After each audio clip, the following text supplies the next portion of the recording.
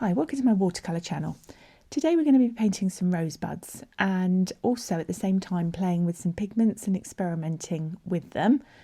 This very first one is Aussie Red Gold by Daniel Smith. I've got another video which I'll put a link to at the end of this where I've introduced this pigment into my palette. So watch how this paint spreads beautifully when it touches the paper here. So Aussie Red Gold is a transparent pigment. It's made of 3 separate pigments. So it's really lovely how it moves in the paper here on the paper. So now I'm making a green with indigo and the Aussie Red Gold, mixing them together. And by painting the stem and the leaves, this will stop you from fiddling with the rosebud, which is really tempting, but sometimes it's really nice to let the watercolour work its magic on its own. So do a simple stem. Try and keep the hand steady, that's never easy.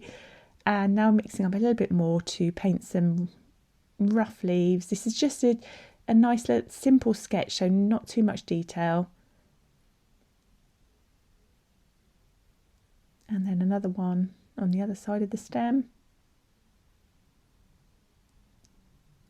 So that yellow pigment is just gradually moving across the water, and it's settling really lovely.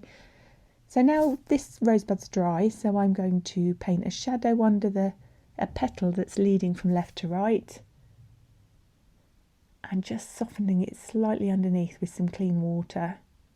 And note I'm not touching that little bit of white there, that's a lovely bit of light falling on the petal. So now I'm painting the centre of the opening rosebud and softening the hard lines and creating a few shadows to create the form. And it's all with the Aussie Red Gold. So let's try another one now. So now this is Winsor & Newton Transparent Orange and Daniel Smith Quinacridone Red. And they're both transparent colours. Both the quinacridone red is a single pigment and the transparent orange is sometimes a single pigment, depending on how it's mixed. So the petals in green, and again, of course, this is stopping me fiddling with that paint on the rosebud. Just let it mingle on its own without you doing anything to alter it. Now painting another leaf there.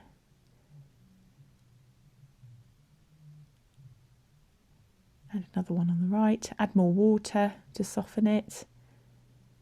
Leave it to dry. And now let's put some shadows in to create the form, the petals unfolding on the rosebud.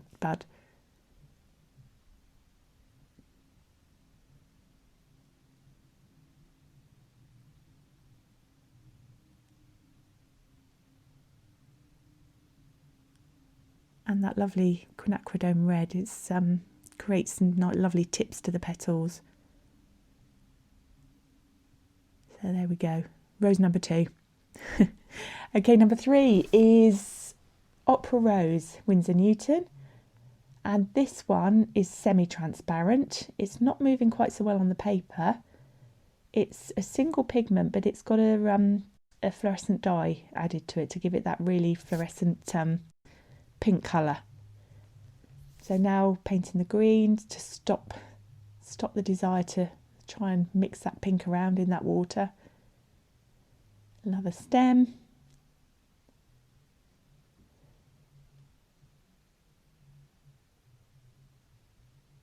And if you feel the green's too sort of static on the paper, then just add lots of water to it to move it along the paper.